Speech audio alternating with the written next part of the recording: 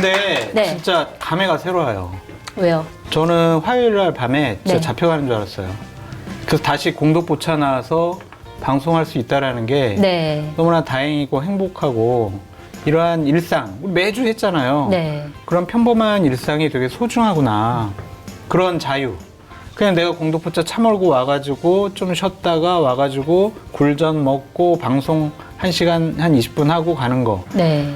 이게 너무 소중하고 행복하구나. 일상이 소중하구나. 저희 그날 밤에 그러니까 속속들이 다 편집국으로 모였는데 각자 흩어졌던 기자들이 그때 정말 여보로 챙겨온 분들도 꽤 있으시더라고요. 그렇죠. 어떤 일이 벌어질지 모르니까. 그때 뭐 하고 계셨어요? 잤어요. 저는 저분 잔이라고. 잤어요. 상황을 좀 그 다음날 아침 방송도 사실 SBS 김태현 앵커가 휴가를 가서 배탈난이라고 맞아. 진행을 하셨죠? 네, 3일간 진행을 하면서 좀 저녁에 뭐 다른 약속도 있었고 네. 좀 일찍 잤어요. 근데 이제 휴대폰을 방송 때는 무음이라도 못 봤죠. 뭐 잤는데 저는 그래서 상당히 좀 1시간 넘게 지난 다음에 알았는데 전화가 엄청나게 와 있더라고요. 네. 그런데 다들 괜찮냐? 문자 보니까 카톡에도 막 형 괜찮죠? 뭐 네. 이런 거 또 연락이 안 되니까 더 걱정을 한 거예요, 사람들이. 안 받으니까. 네, 그렇군요. 주변 사람들이. 근데 정말 이런 상황이야? 불안하죠, 사실은. 네, 맞습니다. 이렇게 전 국민을 공포로 몰아넣은 윤석열 대통령 지난 3일 비상계엄 선포하면서 전국을 강타했는데 국회가 다행히 155분 만에 계엄령 해제 결의안을 통과시켰고 그리고 난 다음에 국무회의에서 계엄령을 해제하면서 일단락이 됐습니다. 계엄령 선포한 지 6시간 만에 해제가 됐는데 일단 그럼에도 불구하고 후폭풍이 지금 만만치 않죠. 일단 이 계엄령 선포에 대해서 셀프 쿠데타 굴욕적 실패다. 실패한 내란이다. 정치적인 자폭이다. 여러 가지 비판이 나오고 있습니다. 비상계엄 총평 부탁드릴게요. 카메라 감독님, 저 말고 요거 좀 잡아주세요. 이거. 정확하게 오늘 PD님들하고 기자님들이 정확하게 현재 상황을 정리해 주셨어요. 네. 미쳤나 봐요. 미쳤다는 생각밖에 안 들어요. 네. 제정신이 아니다. 막 그런 생각도 들고 저런 분이 대통령 자리에 있는 것이 상당히 위험하다. 국민을 위태롭게 하고 나라를 위험에 빠뜨린다. 네. 그런 생각이 듭니다. 미쳤나 봄. 저는 이 한마디입니다. 알겠습니다. 총평 부탁드립니다. 저도 바로 앞서 이제 잠깐 사전 때 얘기했는데 네. 미친 바보다 네. 라는 표현이 가장 정확한 것 같아요. 네. 미친 바보다는 표현이 가장 정확하고 그런데 이제 아직 이 상황이 끝나지 않았다. 저희가 하루 만에 어떻게 보면 일상을 찾은 것 같은 상황인데 네. 대통령은 계속 그 자리에 있잖아요. 네. 계엄은 이제 국방부 장관이 아직 정식으로 임명되지 않아서 네. 인사청문회 통과에 대해서 어떻게 될지 모르지만 어떤 상황을 또 만들지 몰라요. 앞서 이제 사전 방송에서 그 얘기를 하다가 광고가 들으면서 끊겼는데 타이틀이 들어가면서 끊겼는데 예를 들어서 계엄령 발동 요건에 전시나 사변 또는 이에 준하는 비상 상태 때 네. 군을 동원해야 할 때 계엄령을 발동할 수 있잖아요. 네. 지금 계속 나온 얘기가 이게 전시나 사변이냐, 군이 동원돼야 될 비상 상황이냐. 그러게요. 그렇기 때문에 계엄령 발동 요건을 어겼고, 그래서 그게 탄핵 소추, 탄핵이 될 수 있는 주요 근거 중에 하나다. 네. 물론 그 다음에 국회 봉쇄나 이런 것도 들어가겠죠. 그럼 대통령이 그래, 그럼 그 상황을 만들면 되지 뭐. 할 수 있다고 봐요. 굉장히 공포스럽네요. 뭐 전쟁을 일부러 만들거나. 예를 들어서 북한에 무인기를 보내서 평양에서 지난번에는 전단을 뿌리고 왔지만 네. 물론 정부가 우리 군이 우리가 했다고 확인하지 않았고 우리가 안 했다고도 확인하지 않았어요. 네. 근데 여러 정황을 볼 때는 북한에서 자작극을 벌일 이유는 전혀 없는, 여기 보면 전단의 내용으로 봐서는 네. 전혀 없는 상황이에요. 근데 만약에 그때 했든 안 했든 이번에 북한에 무인기를 보내서 뭔가 평양시내에서 공격을 해요. 네. 그럼 북한이 상황을 다 알아도 가만히 있겠어요? 국지전, 최소한 국지전은 발발할 가능성도 있어요. 네. 그러면 대통령으로서는, 저런 스타일의 대통령으로서는 당연히 전시나 비상사태를 만들어서 네. 자 이제 됐지. 그럼 계엄할 거야. 할 수 있죠. 네. 예전에는 상상도 못하던 일이지만 네. 지난번이 아니라 불과 이틀 전 네. 이제 막 48시간이 됐는데 이때의 한 짓을 보면 충분히 할 수 있는 사람이다. 네. 굉장히 무섭게 말씀해 주셨네요. 제가 사실 제의 같아서 그런데 그때 제가 좀 늦게, 그러니까 이제 큰 사건이 나서 전 특보를 되게 많이 했어요. 네. 참사가 특보는 사실 되게 트라우마가 많고 기자하실 때. 기자할 때 제2에 네. 있을 때 많았고 그다음에 이런 큰 사건이나 뭐 대형 뭐 이런 있으면은 뭐 박근혜 전 대통령 탄핵, 뭐 북미 정상회담 제가 다 특보를 했었거든요. 네. 근데 제가 사실 좀 늦게 알았댔잖아요. 자다가 12시쯤 할 일이 없는 거예요. 네. 몇 개 방송국에서 연락이 왔었었는데 제가 못 받았어요. 어디라도 가야 되나 막 이러고 있었는데 나중에 1시간 정도 있다가 아침에 이제 6시에 SBS를 가야 되지만 국회라도 가야 되겠다. 가셨어요? 갔어요. 네. 갔는데 뭐 사실은 그때 탄핵 1시 좀 넘어서니까 탄핵안 가결된 탄핵 해제 계엄 해제 요구안 네. 가결된 걸 보고 국회를 가겠다고 갔는데 상황이 그래도 끝나지 않았잖아요. 언제 또 뭐 그리고 윤 성격에 어떻게 할지 모르니까. 네, 결의안 냈다고 해서 바로 받아들일 줄도 몰랐어요. 네. 사실은. 근데 정장을 입게 되더라고요. 나한테 무슨 일이 생길지도 모른다. 그러셨군요. 네. 저 와이프는 아무 생각 없이 그냥 그래 갔다 와 있지만 혹시 인생이란 게 모르니까. 제가 사실은 뭐 아시죠? 점퍼를 입고 다니는데 위에 처음으로 코트를 꺼내서 입었어요. 네. 혹시 모르니까. 그러니까 이런 상황이에요. 제가 왜 그런 걱정을 해가 되고 물론 가능성이 아주 낮고 없지만 이런 상황인데 이게 아직 끝나지 않았다. 맞아. 일반 국민들도 굉장히 공포스러운 하룻밤이었는데 사실 가장 궁금한 건 그거예요. 도대체 왜 이 시점에 사실 야당 인원수가 많기 때문에 좀 과반수 넘게 하면은 해제를 바로 의결할 수 있는데 그럼에도 불구하고 왜 이 시점에서 계엄령을 그 시간에 선포한 것인가 너무나 의문스럽습니다. 어떻게 보고 계세요? 너무 우리가 분석할 필요 없어요. 그래요? 저도 계속적으로 얘기를 했고 이준석 대표도 얘기를 했던데 그냥 즉흥적으로 즉흥적이다. 갑자기 그냥 네. 확 기분 나빠가지고 그냥 야 지금 해버려 이랬던 것 같아요. 오늘 한 언론 보도에 의하면은 확 계엄이나 해버릴까? 막 그런 얘기를 대통령이 많이 했다라고 하잖아요. 평소에도 많이 했었다. 네. 네. 그러니까 그냥 그 시점에 정말 짜증나고 화가 나는 거예요. 내일 감사원장 탄핵하고 우리 검사들 탄핵하고 10일 날은 건의 특검 통과시키려고 그러고 확 짜증이 나니까 야 오늘 해버려 지금 해버려 그랬던 것이 아닌가. 그래서 네. 뭔가를 막 세밀하게 분석하는 것은 지금까지 윤석열 대통령의 통치 행위를 봤을 때 네. 무의미하다. 네. 그냥 그날 그런 기분이 들어서 그렇게 했다. 즉흥적이다. 네. 그냥 우발적이다. 그렇게 볼 수밖에 없어요. 근데 과거에 뭐 충암파들이 모여가지고 뭐 계엄을 논의했다 이런 사실은 의혹도 몇 개월 전에 나왔었잖아요. 그러니까 생각은 해온 거죠, 계속. 확 계엄이라도 해버릴까? 네. 야, 용현아, 계엄하려면 어떻게 하는지 그거 좀 한번 좀 준비 좀 한번 해봐. 뭐 어떻게 하는 건지 한번 좀 분위기 좀 파악해보고 어떤 절차로 하는 건지 좀 알아봐. 그냥 좀. 그 정도? 그러고 있다가 야, 그냥 오늘 해버려. 이랬던 것이 아닌가.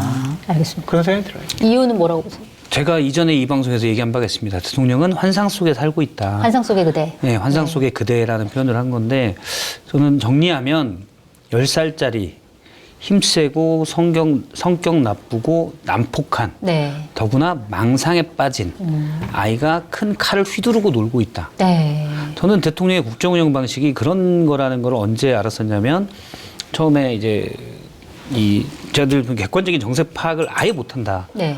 계속 생각을 했는데 지난번 4월 1일 날 의료 문제에 관련된 담화문을 낼 때도 정책 파악이 전혀 안 되는 총선을 거고, 바로 앞두고. 총선을 바로 네. 앞두고 그 전에 물론 이종섭 장관 이런 게 있지만 그때는 상황에 몰려서 뭐 잘못된 선택을 할 수도 있다고 보는데 기본적인 정책 파악이 안 되더라고요. 네. 그래서 이분은 그냥 자신만의 세계에 살고 있고 객관적이지가 않다. 네. 그러니까 객관적인 거의 첫 번째는 역지사지를 해야 되고 상황을 전체적으로 봐야 되거든요. 네. 그게 없다. 그러고 온 다음에 든 생각은 망상의 세계에 살고 있다.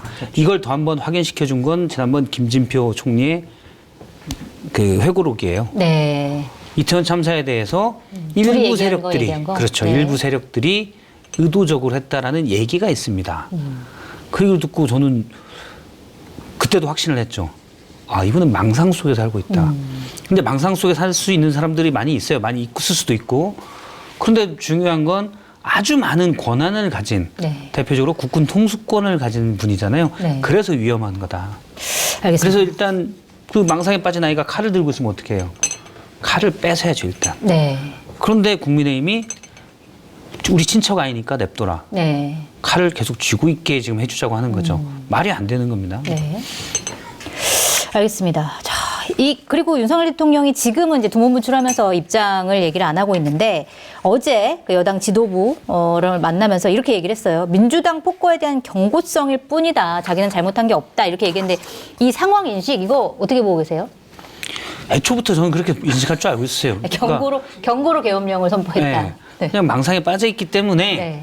어떤 합리적인 반성이 없을 것도 생각을 했고, 저는 이제 반성을 해야 된다고 했지만은 반성 분명히 안 할 거고, 이거는 올 초부터 계속된 상황입니다. 디올백 문제부터 도이치모터스 여러 상황에 대해서 반성이 없다. 그래서 반성도 훈련해야 돼요. 네. 그래서 제가 그림 일기부터 먼저 써라라고 했는데 당연히 안 듣겠죠. 네. 그럼 본인의 행동에 대한 반성이 기본적으로 없어요. 그렇기 때문에 그냥 우리가 볼 때는 상식적으로 전혀 말이 안 맞는, 그러니까 한 10살짜리 아이가 그것도 기본적인 상식도 없고 난포가 나니까 우기는 거예요. 네. 대통령의 모든 발언은 그렇게 해석하면 되게 편해요. 여기다 나 잘못 없어. 그냥 경고만 해주려고 한 거야. 그쵸. 이렇게 우기는 발언이었다. 근데 우긴다고 뭐라 매를 들려고 하는데 힘이 세요. 칼까지 들고 있어.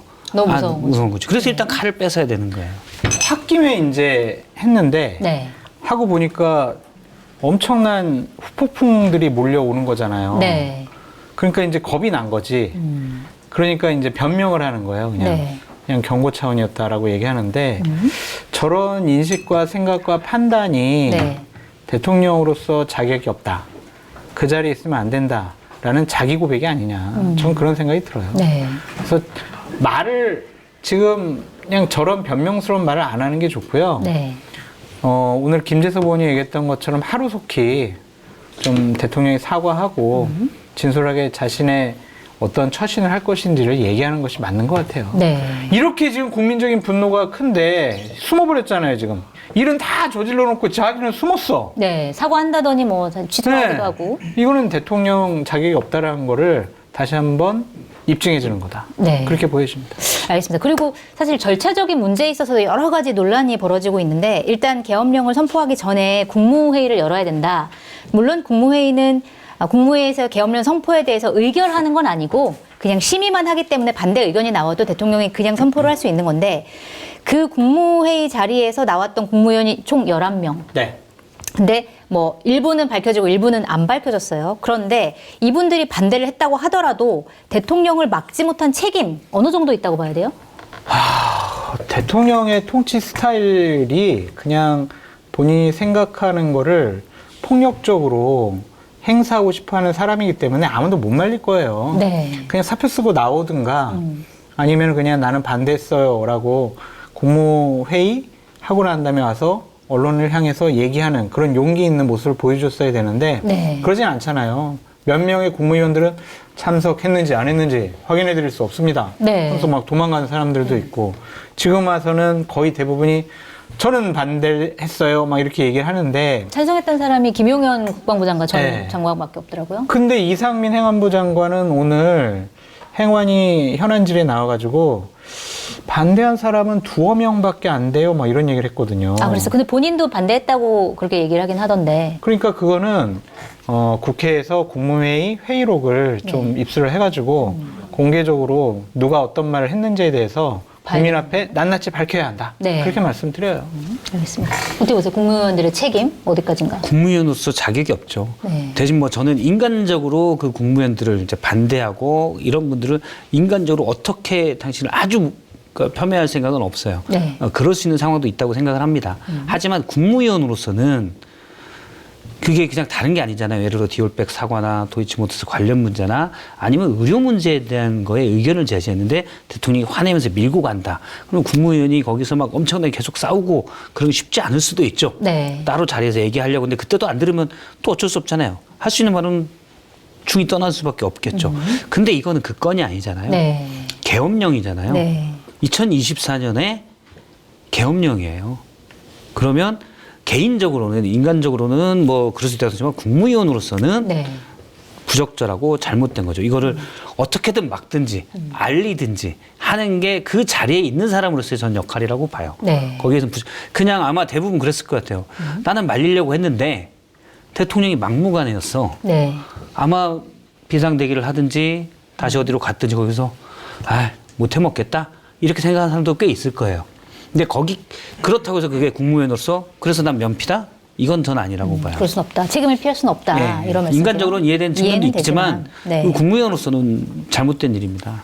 알겠습니다. 이번에는 대통령이 이제 대국민 담화를 하면서 계엄 사유 밝힌 거 좀 분석을 해봐야 될 것 같은데 굉장히 센 표현들이 많습니다. 자, 종북 세력을 척결하고 자유 헌정 질서를 지키기 위해서 국회는 범죄자 집단의 소굴이 되었다. 자유민주주의 체제의 전복을 기도하고 있다. 대통령이 이제까지 국회, 민주당에 대해서 야당에 대해서 이런 인식을 갖고 있었다라는 게 물론 어느 정도는 알고 있었지만 이렇게까지 얘기할 줄 몰랐는데 이거 어떻게 보셨어요? 아니 그렇다고 계엄을 해요? 그러니까요. 예. 그래서 저기 나온 대로 다시 한번 클로즈업을 해줄 수 있나요? 나의 보험 상태를 객관적으로 체크해 공정한 평가와 합리적 대안을 제시하는 마이보험 체크는 보험 가입자의 이익을 최우선으로 각종 보험을 고객의 상황에 맞게 맞춤형으로 리모델링 해드립니다. 마이보험 체크는 생명보험협회와 손해보험협회에 등록된 보험 대리점 소속입니다. 홈페이지는 한글로 마이보험체크.com으로 접속하시고 전화는 1800-7917입니다. 믿고 먹는 수산병과 통영인에서 야심차게 신제품을 준비했습니다. 힘내라 통영 굴전인데요. 신선한 통영산 생굴에 고추 송송 계란옷을 입혀 전통 조리 방식으로 만들었습니다. 싱싱한 통영생굴의 매콤한 양념에 환상궁합, 불무침도 준비했습니다. 유튜브 고정 댓글 링크 또는 네이버에서 통영해인을 검색하세요. 시청자 여러분의 많은 구매 부탁드립니다. 보육원 같은 시설에 사는 아이들은 만 18살이 되면 법적으로 보호가 종료되어 보육원을 나와 홀로 자립해야 합니다. 18의 나이에 누구보다 빨리 어른이 되어야 하는 18 어른. 자립준비 청년들의 생계 문제를 넘어 건강한 자립을 고민하는 아름다운 재단의 고민에 함께해 주시기 바랍니다. 검색창에 아름다운 재단을 검색하시면 18 어른의 이야기와 만나실 수 있습니다. 그렇지만 이렇게까지 얘기할 줄 몰랐는데 이거 어떻게 보셨어요? 아니 그렇다고 계엄을 해요? 그러니까요. 예. 그래서 저기 나온 대로 다시 한번 클로즈업을 해줄 수 있나요? 예. 저기 나온 대로의 수식어가 가장 정확한 것 같아요. 예. 그렇다고 계엄을 하는 사람이 어디 있습니까? 네. 저는 그러니까 이 민주주의에 대한 직접적인 위협이잖아요. 그것도 대통령 본인이. 그렇죠. 이게 가장 큰 문제고 제가 볼 때는 전두환 시대인 87년에도 이렇게까지 하진 않았어요. 매일 저도 그때 고등학생 때였는데 매일 이른바 데모가 있고 시위가 있고 최루탄 화염병이 날아다녔어도 이렇게까지 하지 않았어요. 네. 물론 80년에 전두환은 훨씬 더 험악한 짓을 했죠. 그런데 87년만 해도 그런데 그냥 하잖아요. 그럼 어떻게 설명해요? 저렇게밖에 설명을 못하죠. 네. 대통령이 쓸만한 단어는 아니죠. 네. 봐봐요. 소굴, 전복, 괴물, 약탈, 척결, 종북, 폐악질. 네. 국회를 향해서 계속 이런 말을 하거든요. 네. 이러한 적대적인 감정을 갖고 어떻게 통치행위를 할 수가 있는 것인지 네. 이해가 되질 않습니다. 그냥 투정 부린 것 같아요. 왜 대통령실 특활비 82억 왜 깎았어? 나 못 참겠어. 이 나쁜 인간들 내가 비상계엄을 통해서 경고하고 혼내줘야지. 이런 단순한 생각이 아니었느냐.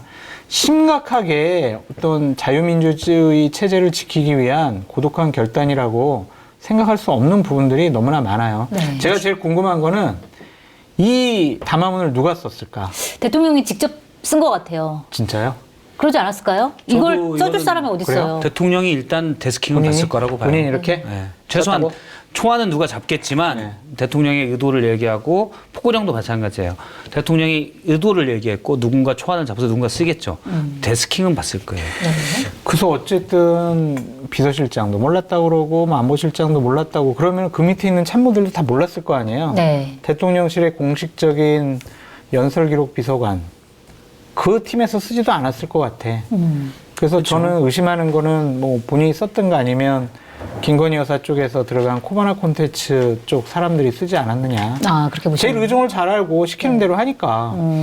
아니 대통령실의 정상적인 참모라면 야 이런 거 글을 쓸 수 있는 사람이 없어요. 이거는 아무리 구구적인 인사라도 그러게요. 이걸 누가 쓰겠습니까? 정상적으로 정치권에서 교육받고 연설문을 써봤던 사람들이라면 이런 말을 쓸 수가 없단 말이에요. 그러니까 기본적으로 비상계엄 선포문을 쓸 수가 없죠. 에? 정상적인 사람이라면. 막 이렇게 되겠죠. 그래서 참 이거 궁금해. 하여튼 이것도 밝혀졌으면 좋겠어요. 진짜로 누가 썼는지. 근데 그게 대통령이 앞서 만든 내가 이렇게 외롭게지만 나는 대한민국의 자유민주주의를 지키기 위해서 구의 결단이야. 이게 그냥 본인의 표현이나 레토릭이 아니고 제일 위험한 건 비상계엄으로서 내가 그렇게 하고 있다라고 믿고 있다는 거예요. 네. 그래서 그게 제일 위험한 거예요. 확신범이거든요. 알겠습니다. 그럼 확신범들은 반성을 안 하니까 또 할 수 있어요. 어쨌든 다행인 건, 그러니까 국회에서 계엄령 해제안을 의결을 했고 그거를 대통령이 받아들인 게 다행이다 이렇게 생각을 하고 있는데, 일단 근데 해제 요구안이 통과된 거는 새벽 1시고 윤석열 대통령이 계엄령을 해제하겠습니다라고 대국민 담화를 발표한 게 4시 27분, 그리고 국무회의를 통해서 계엄령이 해제됐습니다라고 총리실에서 밝힌 게 4시 30분이란 말이에요. 근데 3분 차이로 이렇게 한다는 게 좀 이해가 안 갔는데, 오늘 이제 조선일보 기사를 보니까 이게 계엄령을 그럼 해제하겠습니다라고 얘기한 게 3시 26분에 촬영이 됐는데 이게 1시간 뒤에 나갔다, 방송이. 그러면은 왜 굳이 이거를 1시간 뒤에 내보냈냐, 뭐 이런 여러 가지 해석들이 나와요. 뭐 미국 국무부의 뭐 입장 발표를 기다린 거 아니냐, 원래 안 받아들이려고 했는데 한 거 아니냐, 뭐 이런 여러 가지 분석이 나오는데 왜 그랬을까요? 분석하지 말라니까요. 분석이 소용이 없나요? 나는 국회가 비상계엄 해제 결의안했더라도 나 그거 못 받아들이겠어. 내가 왜 그 말을 왜 들어? 이랬다라는 게 취재 기자들 사이에서 돌아다니는 소문이란 말이에요. 그래요. 인정을 못 하겠다는 거죠. 아니, 내가 비상계엄 선포했는데 감히 국회가 이거를 해제 결의안을 내? 이거 말도 안 돼. 국민의힘 의원 18명이 찬성했다고? 이 나쁜 XX들 마음속 막 분노를 했을 것 같아요. 네. 그러니까 한덕수 국무총리가 가서 이거 안 받아들이면 헌법 위반입니다. 이거 큰일 납니다.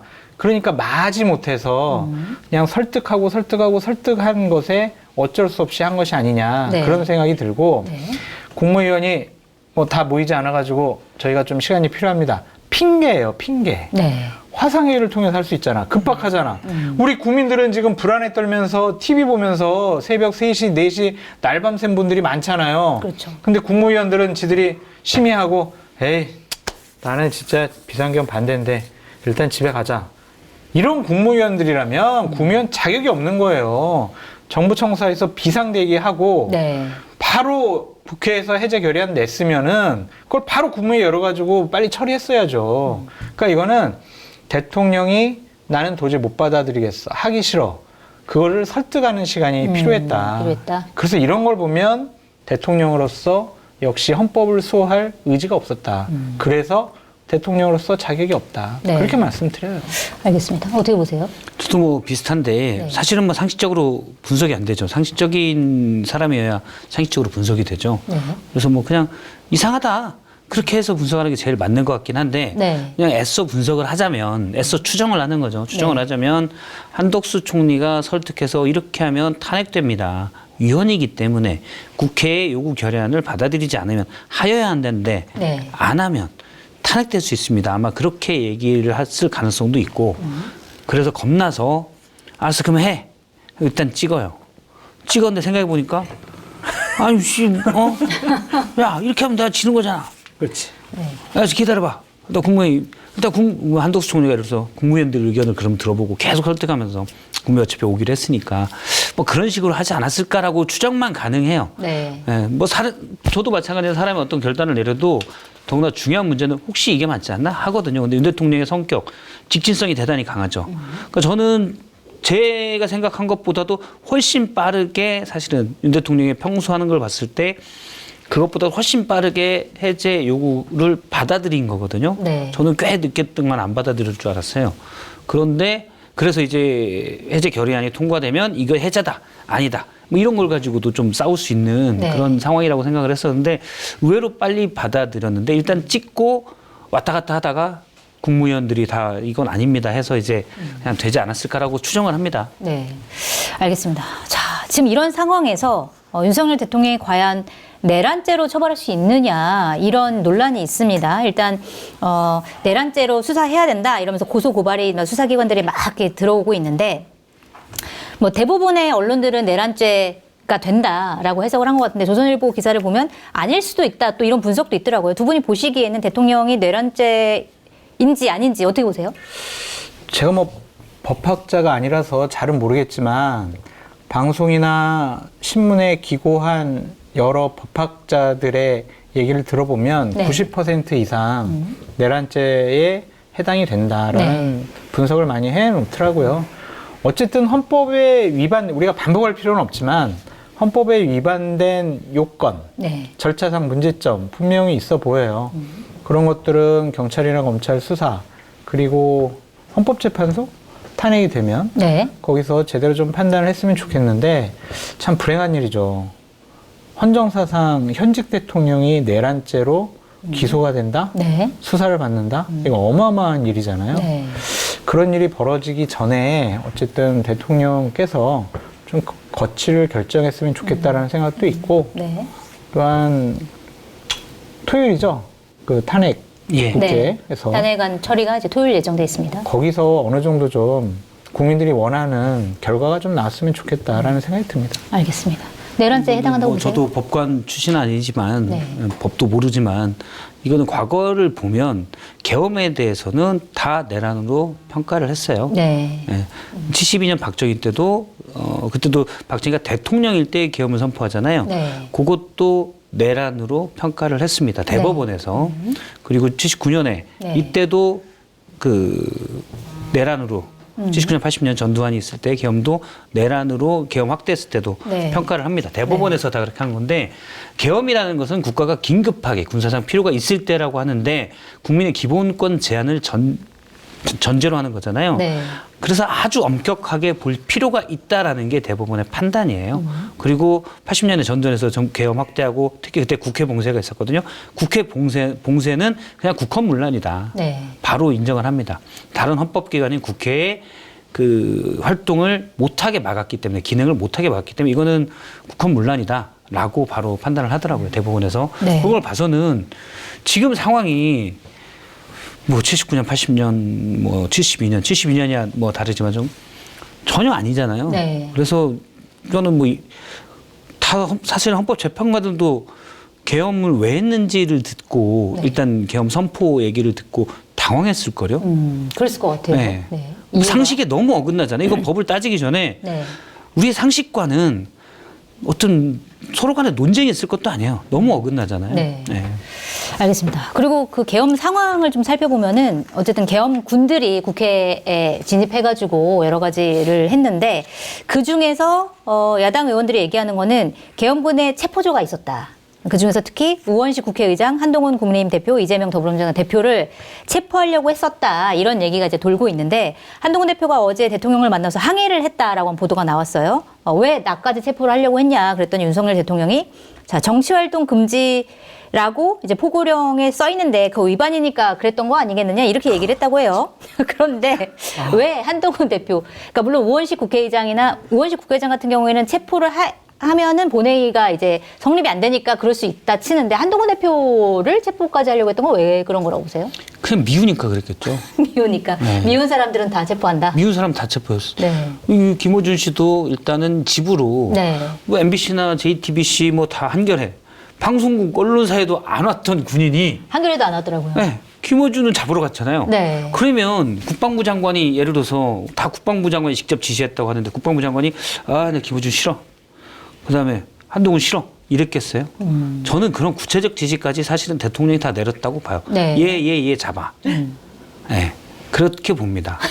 이거 누군가 회의체나 사실 회의할 사람도 없었을 것이고 네. 또는 이 상황에 대해서 그러니까 국방부 장관은 최소한 2, 3일 전부터는 알았을 것을 보이죠. 왜냐하면 네. 특전단이 계속 대기를 하고 있었으니까. 그랬다고 하더라고요. 그러면 알았다는 걸 전제로 하는데 그러면 바로 뭐 하죠? 아마 대통령과 국방부 장관, 김영현 장관이 둘이 많이 상의를 했을 겁니다. 그러면서 얘는 꼭 잡아야 돼.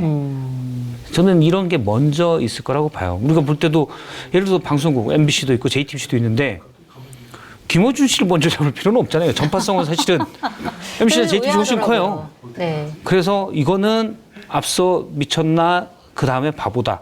바보에 해당되는 건데 그냥 자신의 개인적인 원한들이 들어가 있는 거예요. 네. 왜 체포조가 담화문에 썼잖아요. 국회는 범죄자의 소굴이다. 네. 그럼 범죄자의 우두머리 여당 대표, 야당 대표를 잡아야 된다. 그렇게 생각한 것 같고 이거는 수방사령관 네. 그리고 계엄사령관 김용현 국방부 장관 차원에서 결정할 수 있는 문제는 아니었던 것 같아요. 네. 대통령의 지시나 명령이 있었으니까 야당 네. 대표를 체포하려고 하지 않았을까 그런 생각이 좀 듭니다. 한동훈 대표도 본인이 체포 당할 뻔했다라고 생각을 하는 것 같아요. 네. 그러니까 이게 실질적으로 그런 일들이 벌어질 뻔했던 것 같아요. 사실인 것 같아요. 네, 여러 가지 정황상. 상황들을 보니까. 네. 그러니까 본회의장 안에 들어가서 본인이 빨리 이 계엄 해제 결의안을 통과시켜야 되겠다는 생각을 한 것 같은데 일단은 그날을 보면 우원식 국회의장께서 상황을 정말 냉정하게 잘 관리해서 네. 좀 다시 보게 됐다라는 생각. 맞아. 리더십이 완전 돋보였습니다. 네, 그 흥분하지 않으시고 상황을 차분하게 관리한 것, 그 헌법과 법에 따른 절차에 맞게 계엄 해제 결의안을 통과시킨 것은 아주 뛰어난 리더십을 보여줬다라고 말씀을 드리고 네. 한동훈 대표도 집권여당 당대표로서 하기 힘든 일을 했어요. 대통령이 바로 비상계엄을 내렸는데 당대표가 야당 대표보다 먼저 이거는 반헌법적입니다. 이건 막겠습니다. 네. 라고 얘기하면서 국회에 가가지고 어쨌든 자기를 따르는 의원들을 통해가지고 이 결의안에 대한 정당성을 더 확보시켜줬잖아요. 네. 야당만 통과하는 것보다 여당 의원들이 함께 통과시키는 게 훨씬 더 효과가 셌다라고 보여지고 네. 어쨌든 이재명 당대표도 발빠르게 움직여서 비상계엄을 해제하도록 노력하고 그런 모습 보인 것은 여야 지도자들, 국회의장들 이번에 새롭게 좀 재평가 받아야 된다라는 네. 생각이 듭니다. 알겠습니다. 이번에는 김용현 전 장관 얘기를 좀 해봐야 될 것 같아요. 이 오늘 국방위를 보니까 계엄사령부에서 이제 포고령을 내렸는데 이제 포고령이 이제 좀 상식적이지 않다 이런 평가가 되게 많았던 거잖아요. 예를 들어서 뭐 일단 1조 같은 경우에는 사실은 계엄령 같은 경우에는 행정부나 사법부를 통제할 수는 있지만 입법부는 통제할 수 없는 것인데 그럼요. 일단 입법부를 통제하려고 했다라는 부분에 있어서 굉장히 이제 문제가 많았고 뭐 그다음에 뭐 의사들 갑자기 뭐 얘기도 하고 뭐 처단한다 이런 얘기도 하고 굉장히 이제 말이 안 되는 이거를 김용현 전 장관이 이거를 줬다, 맞아요. 전달했다 이런 네. 얘기가 나왔고 네. 그다음에 김용현 전 장관 같은 경우는 이제 해임해야 된다 이런 요구가 나왔는데 사임하니까 이거를 사임을 받아들이는 방식으로 대통령이 어떻게 보면 면죄부를 줬고 맞아요. 그다음에 오늘 그거 때문에 오늘 국방위에 출석 안 할 수도 있었고 여러 가지 상황이 있는데 이 김용현 전 장관 정체가 뭡니까? 어떻게 봐야 돼요? 차지철 같아요. 하여튼 맹목적인 충성. 대통령에 대해서는 그냥 아무런 토를 달지 않고 그냥 대통령이 시키고 하는 말에 대해서는 무조건적으로 따라야 된다라는 가장 전형적인 간신. 저런 간신에게 권력을 쥐어주면 나라를 망칠 수 있다라는 위험도가 높아지는 거죠. 네. 그러니까 대통령이 저런 사람을 경호처장 쓰고 국방부 장관 시킨 그것부터가 부적절하고 잘못됐다라고 말씀을 드리고 김용현 전 국방부 장관은 빨리 체포를 해서라도 네. 수사를 해야 된다라고 말씀을 드려요. 본인이 책임지겠다고 했는데 어떻게 현안 질의에 아무리 국방부 장관의 사임이 받아들여졌더라도 자기가 지시한 부하들이 나가서 잘 모르겠는데요. 김용현 장관이 시켰는데요. 전 잘 모르는데요. 김용현 장관한테 받았는데요. 이런 얘기를 하는데 부하들 그렇게 곤혹스럽게 여러 가지 국회의원들에게 당하고 있는데 본인은 그냥 도망가요? 그게 맞아요? 저 사람이 어떻게 국방부 장관을 했는지 참 네. 한심스럽다라는 좀 생각이 들고 하루속히 빨리 김용현 전 장관을 불러가지고 조사하고 수사하고 빨리 기소하고 그렇게 법적인 책임을 물었으면 좋겠다 이런 생각도 듭니다. 알겠습니다. 김용현 전 장관 포고령 내용 이런 거 좀 어떻게 평가하세요? 포고령 내용에 눈에 띄는 건 5번 항목이잖아요. 네. 전공의를 비롯하여 의사단체들 바로 48시간 내 복귀해라. 복귀해라. 네. 안 그러면 처단함. 그러니까요. 그 다른 처단한다는 항들은 그- 다 그만다. 네. 그만다로 돼 있어요. 여기만 처단한다고 돼 있어요. 네. 그러면 국방부 장관이 난 의사가 싫어 너희들 때문에 국방부 장관은 그런 고민할 게 없죠. 이건 대통령이 집어넣었다고 봐야 돼요. 네. 대통령은 의료개혁하겠다고 했고 그런데 계속 사실은 전공의 단체를 비롯해서 이게 말이 안 된다. 사실은 파업은 아니죠. 이제 떠나고 다른 걸 또 하게 되면서 네. 대통령의 리더십에 사실은 그게 큰 부담이 됐었거든요. 그런 복수심이 들어갔다고 봐야 되는 것 같아요. 네. 그리고 일체의 정치 활동을 그만다. 1항에 돼 있는 거는 만약에 법을 좀 하는 물론 대통령도 검사 생활을 오래 했지만 우리가 저 상태이기 때문에 모른다고 생각하고 법을 좀 아는 사람들이 만약에 계엄령을 만드는 데 들어가서 했다면 그 표현도 있을 수가 없죠. 네. 말씀하신 대로 입법부를 국회가 사법부나 행정부는 할 수도 있고 입법부를 할 수는 없잖아요. 네. 계엄이. 네. 근데 그런 게 들어간 거는 네. 그런 법적인 검토도 전혀 없었고 정말 본인 하고 싶은 대로 자 계속 예를 들어서 뭐 장관 인사나 또는 뭐 탄핵 소추가 들어가 예산도 특활비 깎아 본인이 계속 국회에 견제를 받으니까 이건 상권 분립에 의한 당연한 거예요. 물론 반대되는 정파에서는 과도하다고 지적할 수 있지만 네. 어쨌든 상권 분립에 따른 할 수 있는 권한이에요. 거기에 대한 정치적 판단들은 유권자들이 하게 돼 있다고요, 어차피. 네. 그런데 아마 대통령은 이 녀석들 계속 그런 데다 하면 어떻게 하지? 이걸 다 할 수 있는 내 마음대로 할 수 있는 게 뭐야? 내가 대통령인데 내 마음대로 못하는 게 왜 이렇게 많아? 계엄. 아마 극우 유튜버들이 얘기했겠죠. 네. 계엄하면 됩니다. 오케이, 계엄. 그러면 계엄에서 내가 누구 잡지? 그러니까 사실은 해외에 알려지기도 부끄러운 포고령이에요. 네. 여기에 왜 의사단체가 들어갑니까? 네. 그러니까 우리나라의 대통령의 수준을 너무 보여주는 거죠. 독재 자체, 계엄 자체도 문제지만 문제지만이 아니라 가장 큰 문제죠. 근데 내용을 보면 아, 이분이 어떤 생각에서 이걸 했다라는 네. 것을 좀 엿볼 수가 있을 것 같아요. 알겠습니다. 이런 일의 가장 큰 책임자 윤석열 대통령 앞으로 어떻게 될 건지 살펴봐야 될 것 같은데.